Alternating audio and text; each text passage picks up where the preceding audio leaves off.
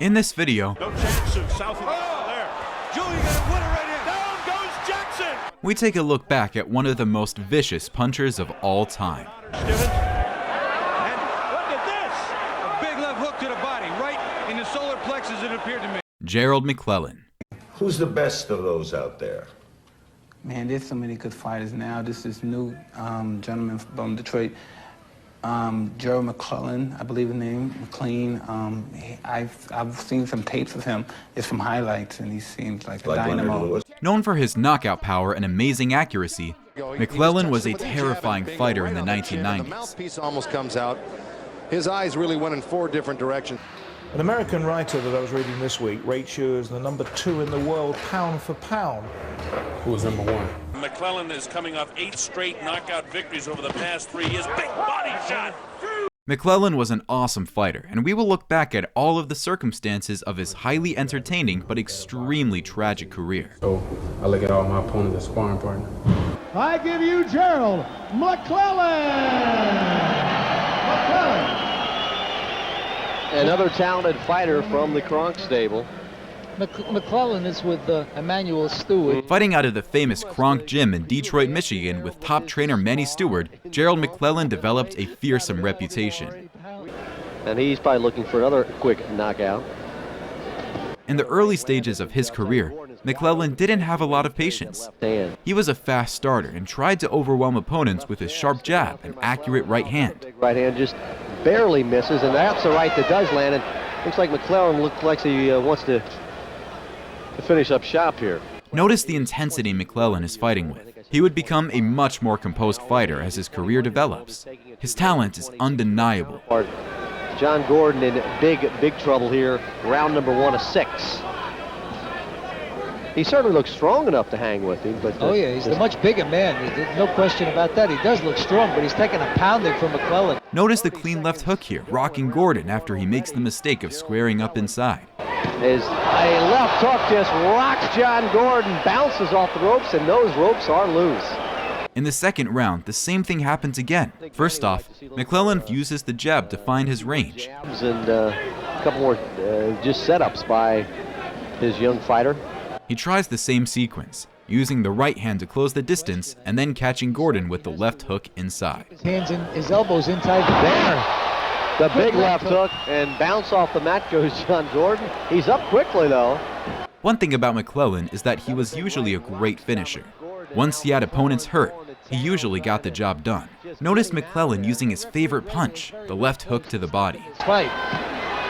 Gordon, another right, and that'll do it. It looks like that's it. Dale Grable will stop the bout about a minute and a half into round number 2. Gerald McClellan continues his KOs. Hey, the crowd loves this kid. Big knockout. 145 of round number 2. A big right hand. Right there, the right nailing Gordon on the jaw and following it up with another right. Down here in round number 2, a big left, a thunderous left. And Gordon got up very quickly, though. Here is the second round as you see Dale Grable checking out very closely. Some infighting, and finally a right will be coming up right here. Boom, right on the chin, and down he goes, and down he went, and that's all she wrote. All his wins are by knockout. From the Motor City of Detroit, here is Gerald McClellan. McClellan's knockout of James Williamson is my favorite body shot knockout of all time. Notice the jab set up a chopping right hand within the first minute of the fight. I love the way McClellan beautifully adjusts his feet and lands a perfect left hook to the body.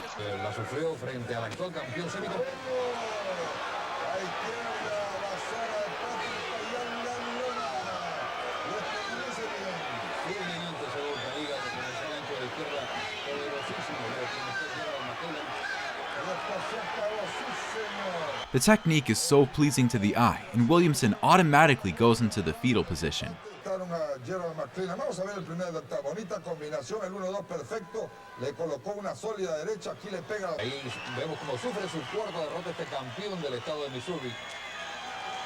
Poderosísimo gancho de izquierda al hígado. Y de esa forma, pues, McClellan. For Gerald McClellan.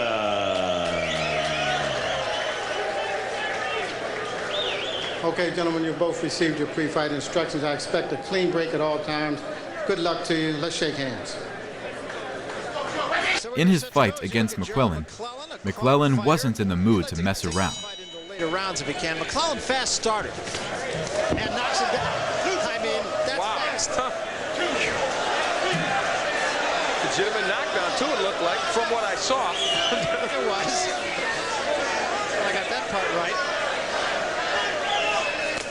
And another good right hand by McClellan. Notice the sharpness and snap on McClellan's punches. So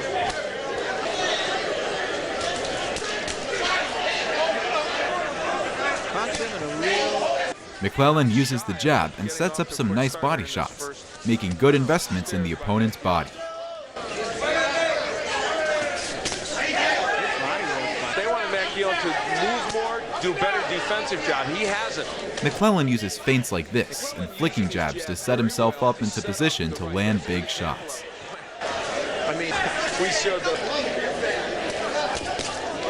McClellan has shown a front foot game. The first time the opponent realizes McClellan has sharp counterpunches, he is on the canvas. That's what he said to us, and ironically, of course, he started quick. Oh, huge shot.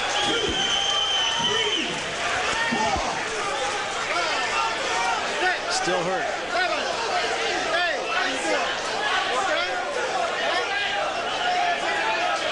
Rudy Battle's really going to look at this one real close. And this is not going to be allowed to go too much further. That's it, I believe. That's all. Rudy Battle wisely stops this fight. I think the fight could have been stopped when he got up from the knockdown, and the opponent is very lucky he didn't get obliterated there. Notice how tight and compact that right hand is. It's beautiful to watch. good hand speed, and boy, you don't sit down on the right hand any better than Gerald McClellan did. The jab, the hook, but the right hand immediately. Look how quick and compact that right hand was. I don't know that we've ever had a quicker knockdown than this right hand. Off the temple, a little bit of a slip, but I'll tell you what, that was a good right hand that... His feet got tangled up, but he got hit with a punch. After a comfortable win over Sanderling Williams, McClellan shows his amazing footwork to get himself into a perfect position to land his right hand on poor Danny Mitchell. Good left there by Mitchell. Yeah. Oh, this fight's over. Right, and that's it. This fight is over, and this man is hurt right now. Unfortunately, Dr. Tim Ward's going to have to jump into the ring. I believe the good doctor is back checking out Tommy Alexander. Mitchell is down and out. He's out cold, Jim. That's unfortunate.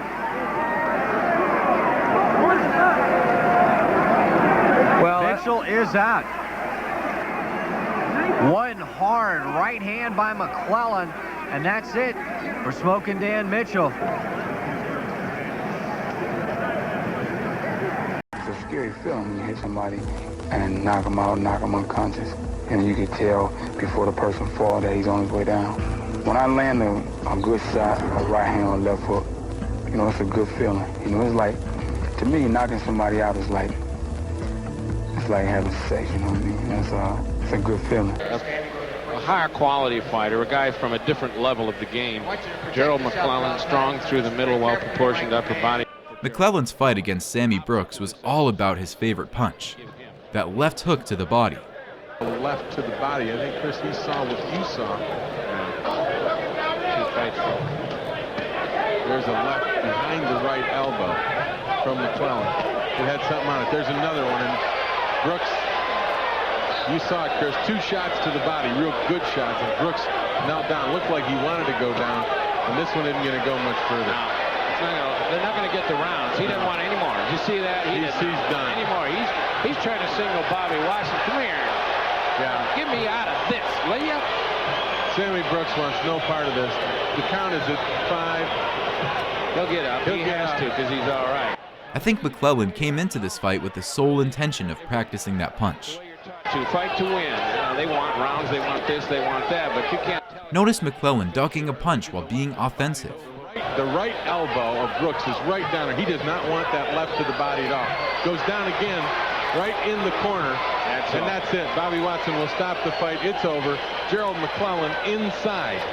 One round, just around the 2-minute mark. The knee, and then in the second knockdown, it was just there was no rhyme or reason. He shouldn't have been in this fight. No. And he'll get a check when he gets in tonight, but that's about it.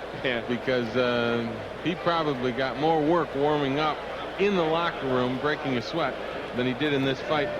McClellan fought for the WBO middleweight title against John Mugabe next. His accurate right hand was on point within seconds. He's 138, and he's hurt a right hand from the young man McClellan, and Mugabe's over in the opening 30 seconds. Mugabe was hurt, but he was an experienced warrior who knew how to survive in a crisis. Hits him on the chin. So this WBO middleweight championship already proving to be quite something. The older man in the white trunks. Not a hair on his head. But McClellan was just relentless on this night and kept the pressure on with his thunderous right hand. Mugabe's defenses are anywhere but at the Albert Hall tonight. And he's gone again, and Mugabe won't survive this. It's the first round, and he doesn't know where he is. He's up at 7. The former world light middleweight champion, now all too vulnerable to heavy punching. And McClellan of the United States has won the vacant World Boxing Organization title in under 3 minutes. And Mugabe hardly ever laid a glove on him. That is a very, very upsetting performance indeed from Mugabe, but a triumph for the American 24-year-old Gerald McClellan. McClellan's fight against James Sullivan was another quick affair. Yourself at all times. Check hands and good luck to the both of you. Notice the snap on McClellan's jab. With the right. And again, snapping the head back of Sullivan. McClellan does with the jabs. Well, the more we talk to him, the right hand staggers him. Another one, and down he goes. Fight's over. That's it. 30 seconds into the fight, McClellan lands his vicious right hand and the fight is over. Bingo, right on the chin, and the mouthpiece almost comes out. His eyes really went in 4 different directions. McClellan has great coverage with the right hand. He can extend the punch and land it when opponents feel like they are at a safe distance. With another right hand, and he's out. There's no sense in even counting. The reason McClellan is a great finisher is because he is so accurate with his punches. Right hand. At that point, Joe Goosen waved to me it was over. Tony Perez allowed this one punch, the second one over the top, which didn't do any damage, and then Tony Perez stepped in 45 seconds. Here is the overhead view. One of the sharpest right hands that we have seen. And that may be a TBKO record. In fact, I'm sure it is. McClellan called out the IBF champ James Toney in his post-fight interview. Gerald, how tall are you? 6 even. All right, 6 even. We had you listed at 6'1". You were hitting him with that jab at surprisingly, with very little effort, and everything you were throwing seemed to land on. Well, I worked on my jab a lot, on a heavy bag, trying to master it up and down, hook off the jab, and it worked for me. But one guy I would like to challenge is always calling me out is James Toney. He watching this fight, and I hope he give me a chance to fight for the IBF title. Gerald is definitely, I think, one of the best middleweights in the world right now. Did you get hit with anything tonight? Well, I got hit with either a right hand or a hook. Caught me across the top of my eye. It stings a little bit, but, wasn't much. Steve Harvey was the next unfortunate victim for McClellan. World known as the G-Man, Gerald McClellan. It's in ring generalship. A fighter must get up following a low blow, or he may be counted out. From the early stages of the fight, Harvey looked like a lamb that had been led to slaughter. A beautiful double jab and right hand put Harvey down within the first 30 seconds. Oh, big shot already, and Harvey's down. He gets right back up. He'll have to take the 8-count. He hit him with a right hand and then a left uppercut. It's up to 6, 7, and 8. He's right back up as one of those flash knockdowns. He was hit by a real good combination. This one's not going to last too long. McClellan moves in. But McClellan is a world-class fighter, and it's showing right here immediately in round number 1. Harvey was out of his league, and he knew it. There was nowhere to hide as McClellan pummeled him into the canvas. The second time, the fight will be all over. Let's do it. Here we go. McClellan comes in. He's looking for the kill, and he's tied a big shot. Nails him the left hook. He backs off, and down he goes to his knees. The referee says, hold it. The punch went over his head, and it looked like he slipped to me. He doesn't want to fight anymore. Steve Harvey overmatched. He was hit that time. The 3 knockdown rule takes effect. It'll be scored as a technical knockout. And Gerald McClellan shows from Emanuel Steward's Crunk Boxing Gym that this guy is something else. We'll get the official timing in a little while, but McClellan is certainly a super fighter here, and he showed it. It came at 1:51, I think will be the official time. At this point, McClellan was Manny Stewart's prized pupil, and Manny was putting the most time into him.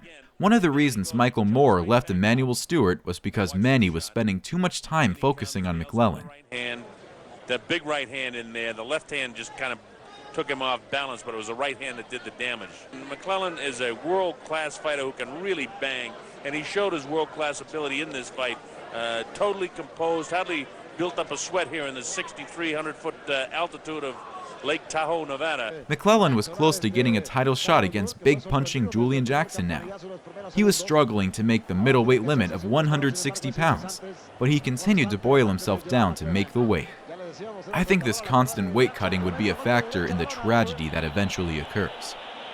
In his final fight before his title shot against Jackson, McClellan put on another devastating display with his 1-2 combination. Sobre Tyron Moore. De poste a poste lo ha traído. Ahí vuelve a caer un golpe leve. A Moore difícil que rebase. Pues ya no sigue la pelea. Julian Jackson was in the audience watching McClellan and couldn't wait to get his hands on Gerald. How is your injury? ¿Cómo está su lesión? Well, I got a fracture in my sparring session. I heard it in my last fight. Now, Julian, this is a man that's the hardest puncher you've faced. Let me just tell the fans, whatever you do, don't go to the fridge, don't go to the bathroom, because it's going to be a quick night. All right, Gerald, in my University of Miami shirt, #1 in football for a long time, are you going to be the #1 in boxing with this man, Julian Jackson, standing next to you? We have a lot of respect for Julian. He's been around a long time. It's going to be the biggest war in history. I plan on coming out victorious. We've gone through all the instructions one time. Expect a tough, clean fight. Protect yourself at all times. Any questions from the challenger? Any questions from the champion? Let's get it on. Jackson's hands are very heavy, but McClellan did his usual thing in round 1. But Julian Jackson starts in a hurry, as you can see. There's nice, good. There it is, a big right hand. McClellan's waiting with the jab. Here he is early. And Jackson is rocked in the opening minute of the fight. Notice the big left hook Jackson just landed. Jackson also lands a flush right hand. McClellan ran into a good left hook. He himself, for just a minute there, was stumbled and staggered. That's the best thing that Jackson does, is come back from being hurt. He's hurt, but he comes back, and when he comes back, he's got power. We see in this fight that although McClellan is an offensive powerhouse, his offense is also his defense. He is very open to taking flush shots himself, but he absorbs the punches and gets back on the offensive. With both fighters being hurt in round 1, they both prepared to go to war in round 2. Now start looking for the counter. McClellan got off to a good start.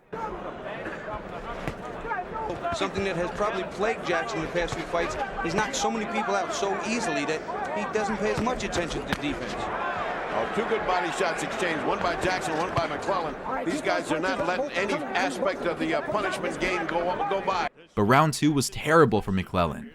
I've seen all of Julian Jackson's fights, and nobody was ever to take flush punches off Jackson and stay upright like McClellan does in this fight. It's gotten to be a little more Notice McClellan has to hold on to the ropes here to steady himself. Jackson has good extension on his right hand, and McClellan still hasn't adjusted his management of distance.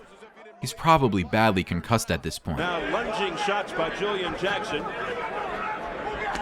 but not having any effect on McClellan, who comes back strong, but back comes Jackson. This vicious man. McClellan thinks Jackson is looking ahead to Terry Norris, who is sitting ringside off to our right. I don't think either one of these two guys got anything in mind except survival here. And Gerald is looking scared. Big right hand by Julian Jackson, sending McClellan back. Now Jackson beginning to open up more and gain confidence. This is what you call intimidation, and it's all happening to McClellan. He's getting intimidated here. Well, Jackson's completely turned the tables from the first round, but McClellan also still a dangerous fighter. McClellan gets back on his jab in round 3, but Jackson continues to hunt him down. 6-1, 43 knockout. Right hand, and now Jackson winging big shots, gaining confidence as the round goes on. Jackson's hands are very heavy, and when they land, even though it's off to the side of the head, it hurts, and he's feeling it now. That's what's getting him intimidated. Two-time world champion. Oh, look out! What a right hand by Julian Jackson. Again, McClellan is easy to hit because he hasn't been able to manage the distance. They're not expect Julian to come over, and he did. That right hand was a thunderous punch. McClellan shows an all-time great chin in this fight, but at what cost? Seemed to be too bad. McClellan hanging in there. Yeah, Bobby, he seems very impressed, however, by the power of Julian Jackson. Keep firing him now, okay? Keep letting him go. Dig that left hook more. Man is getting tired now, but you're letting him get away with too many shots. After getting some good instructions, McClellan came out firing. Julian Jackson complaining. There's a big left hand by McClellan. Jackson was targeting the body. Body shot. Jackson. After another good 1-2 from McClellan, Hurt right on the bridge of the nose, right where the cut is. Jackson landed an unintentional low blow, which I can imagine would really hurt coming from Julian Jackson. Julian Jackson, low. That was a big heavy shot down south. Another one. Another one. And McClellan needs a breather. Mills Lane says, as much time as you want. I felt that. Yeah, and it was 2 in a row. It wasn't just 1. And so now, all of a sudden, no matter how much time to give him, That was the second time. Next time, you're going to cost your point, okay? and reflex, and that takes your legs out from under you. Ooh, nice shot by Julian. As he goes upstairs. No chance of south of there. Julian got a winner right in. Down goes Jackson. McClellan's lead right hand lands, and his incredible accuracy has a big effect. One thing about Jackson, he's not the kind of guy who ever clinched when hurt. His legs are not there. This fight could very well be over right this minute. And there's a minute left to go. Can McClellan finish him off? He's down again. He's got that alpha male warrior mentality. He fires back and gets hurt again. He's not gonna make this, Bobby. He's not gonna make this. Julian Jackson doesn't know where it's at. It's over. Mills Lane has stopped the fight. And Gerald McClellan has upset Julian Jackson. The replay will show the phenomenal accuracy of McClellan's punches. Energy to think he's going to put it out. Now let's watch what happens to him. Here you come again. Right. Straight right hand down the pipe, and it was Ferdy a lead right hand. Finishing it off with the left hand, and down is Jackson. It's like he wanted it. And here's the second one, and by this time it was academic because Julian was gone. That's it. Right there is the end of that. Again, his legs weren't under him. The most important thing about this fight is what happens afterwards in the ring. It looks like McClellan is celebrating here, but I think he's actually just so hurt that he's covering his face to wince in pain. In a minute, some odd left. His head was not clear and his legs were not under him. Notice how he's blinking, and he just looks extremely concussed. Lightning-like 3-blow combination. In my opinion, he has sustained some type of significant brain injury here. Nobody ever took punches like that from Julian Jackson and walked through them. Further behind him. Oh no!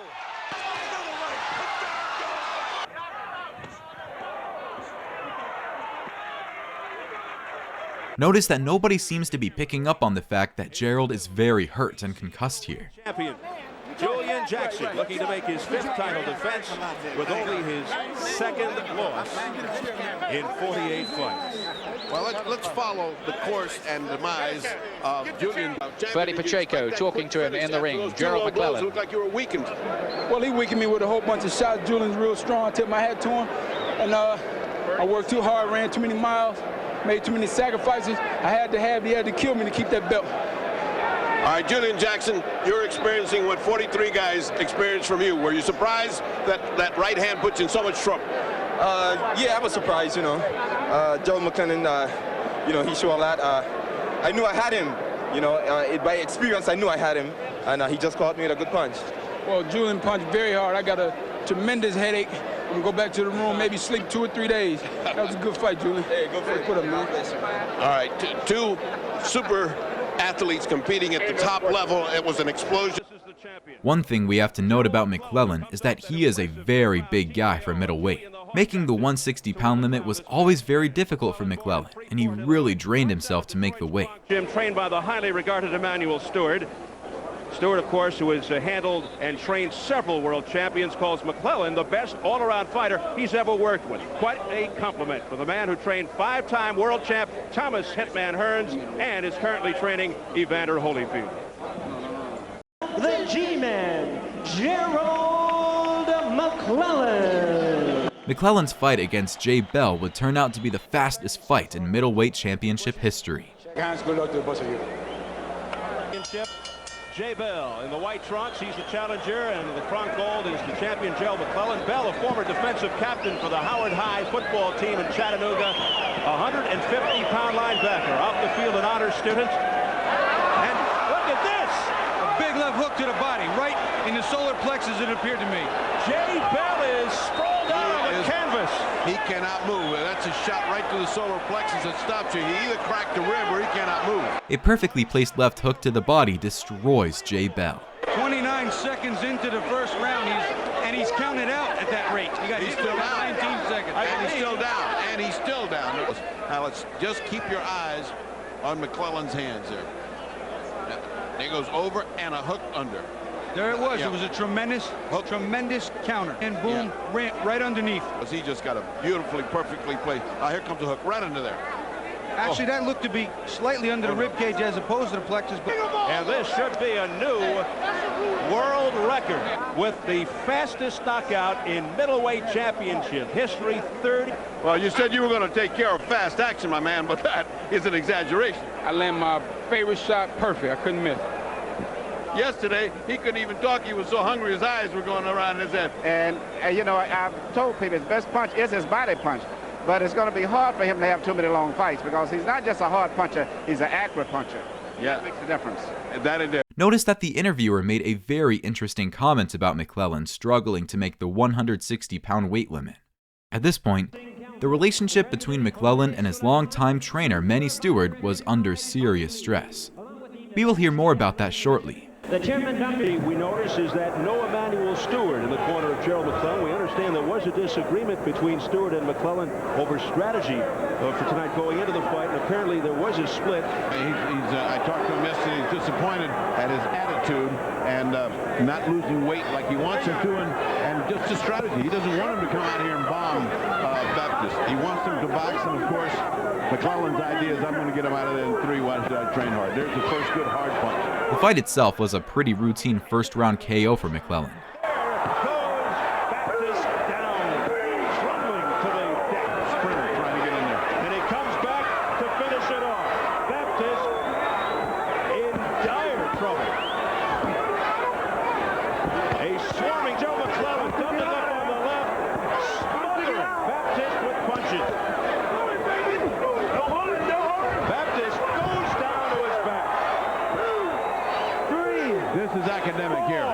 A non-stop full frontal assault was to be expected from McClellan in round 1 at this point, and he was one of the most feared men in boxing.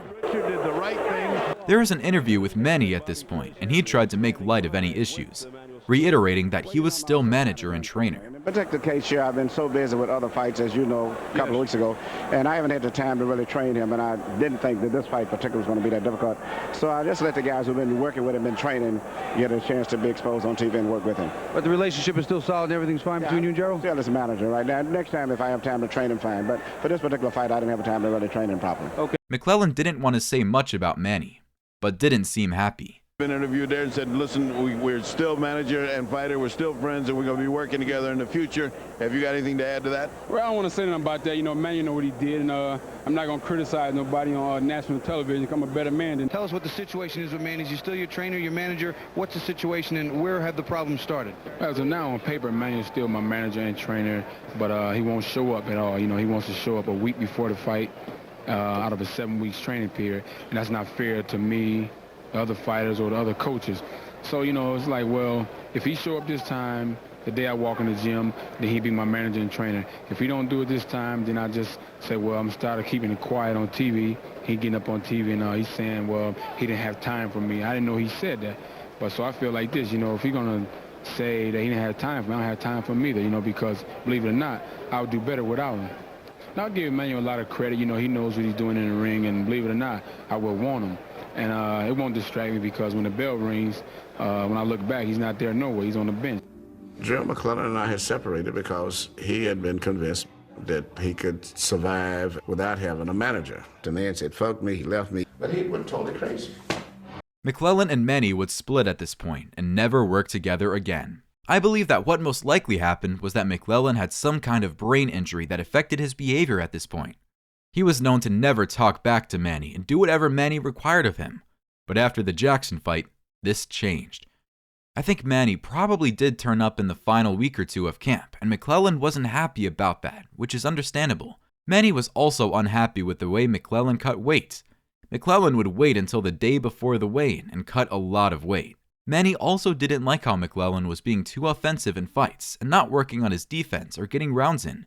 McClellan had never been past the 8th round in a fight at this point, and the Jackson fight showed huge defensive issues. However, I think Manny wasn't giving Gerald 100% of his attention because he was training other guys, and McClellan took exception to not being the star pupil. I think there are many reasons, but in McClellan's mind, it was an acrimonious split. Well, in the rematch with Julian, I'm going to be prepared, same way I was the first time, training hard, the best shape of my life. And, I'm a hungry fighter now, and believe it or not, I'm a starving fighter. But the rematch with Julian will be action-packed like it was the first time. We're going to come out victorious on top, less than 5 rounds this time. All right, gentlemen, come here. We went over the rules in the dressing room. I want a good, clean fight. McClellan once again had a rough weight cut to make the physically draining 160-pound limit, but it didn't have any effect on the outcome of the fight. Gerald McClellan, the only man on this card who had a little trouble making weight. Nothing new for the G-man. He was a quarter-pound overweight, went out, came back in an hour, weighed 160, saying afterwards, this is my last fight as a middleweight. He's probably closer to 180. Notice McClellan parrying Jackson's jab and then using his awesome athleticism to catch him on the way out. McClellan's come out with a real good jab, and a big right hand. Right off the bat, Jackson's in dire trouble. McClellan looking to finish him up seconds into the fight. Pummeling Jackson. I'll tell you what, they're going to stop this if he doesn't offer up a punch. This fight's going to be over. He should go down and take an 8 count. I'll tell you, it gets better than getting hit like that. Relentless attack. McClellan's technique is beautiful to watch. Notice how his weight distribution allows him to get great leverage in his shots, and he has a wide variety of punches. As we said before, Jackson is just not the type of guy who has the mentality of clinching. Notice McClellan going back to his favorite punch to get the knockout. And down goes Jackson for the second time. And this time he looks like he's crumpled for good. He hit him on top of the head on the way down, and I'm telling you, he is totally disoriented. He looks like he's not going to get up. He's through. Joe Cortez says it's over. And in the first round, Gerald McClellan has retained his title. And that's the first one where revenge did not take place. It stayed, the result stayed the same. Instant finish for Gerald McClellan. What a puncher. And here's, let's take 3 looks. I'm going to take the first one, and Bobby's going to do the other 2 as I go up. There's a punch, that right hand right there. Everything. Again, he gets lazy with the left hand, boom. Right hand's on the button, it's clean. The final left hook to the body is brutal. He knows that Jackson's hurt. He wants to unload that bomb. Digs a good shot to the body. Watch this shot on top of the head. He hit him in the body. That hurt him more than we thought. McClellan's next fight would be the last fight of his career. He would finally move up to the super middleweight division at 168 pounds to take on British challenger Nigel Benn. McClellan had surgery on his right hand after his victory over Jackson, and he was out of the ring for 9 months. He had injured a tendon in his right hand. Notice this blinking by McClellan in the lead-up to the fight. Since the first Julian Jackson fight, where he was clearly concussed and had started the blinking, he had had 3 fights which all ended early in the first round. There were rumors that he got hurt in sparring by a 147-pound fighter, but McClellan appeared to be a formidable force, and the Benn fight seemed like a formality. With me against an opponent like Ben, I don't think I should have no problem. I won't have a problem with him. It's a perfect style. He's a guy that's going to come towards me. He has a lot of heart. He thinks he's a big puncher, so that's going to be tailor-made for me. An American writer that I was reading this week rates you as the number 2 in the world pound for pound. Who was number 1? McClellan would also give a good insight into his extreme weight loss before fights. And you can't compare me now with the other fights I had before, because I was like killing myself to make weight. And people said I don't have no stamina. I mean, if you lose 11 pounds a day before the fight, you would be exhausted too. So this is the first fight that I'm in the ring with all my strength. I'll be weighing like 175, my natural walk-around weight, without losing any weight, and this is as strong as I ever be. And the fight probably will never go past 2 or 3 rounds. I never get none of my opponents credit for being a big knockout artist, because mentally, if you go in the ring thinking, this guy's a big puncher, this guy's a better boxer than me, mentally you beat. So I look at all my opponents as sparring partners. McClellan weighed in at 165 pounds, which was well under the 168-pound weight limit. This suggests to me that he got the weight cut wrong. I think he probably did the same weight cutting technique as before and misjudged it. Going into the fight with Nigel Benn, I understand that it was totally chaos. He was virtually on his own over there, making his own decisions, doing the same, but that's a decision that he had made.